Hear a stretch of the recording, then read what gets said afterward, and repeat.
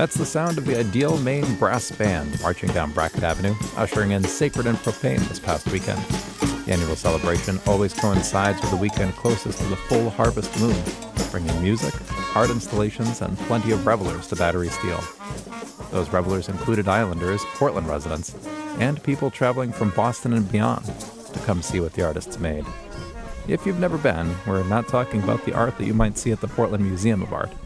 These exhibits are more populist and, at the same time, less accessible than that. There is the participatory art, like the floor-to-ceiling tubes filled with neon-colored water that you can pump and move with a bicycle pump and a tote bin.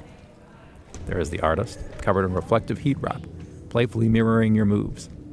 From what I could tell, they had to be a pretty skilled dancer to keep up with what the passerby were putting out there. Then there's the performance art. Otherworldly moog boards.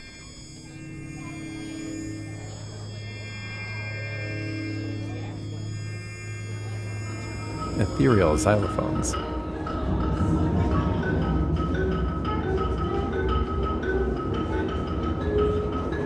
And drummers. Don't forget the primal drummers. As if they'd let you.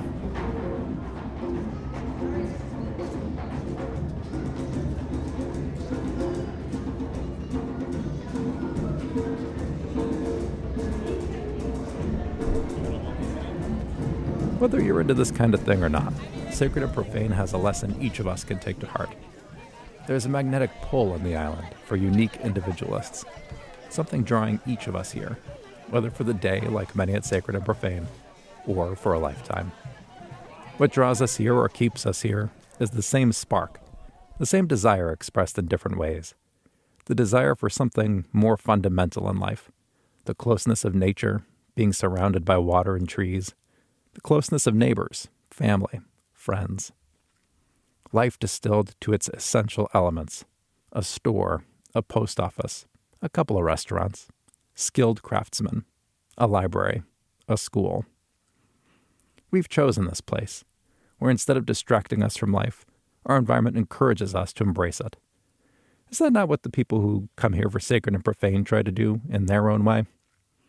Isn't it also what keeps each of us, island-born or island transplant, here in our own way? Let's see that and honor that in each other, in whatever way it shines out. I'll leave you with a little more primal music to tide you over until the next harvest moon. If you like this piece, please check out our archives at peaksislandradio.com.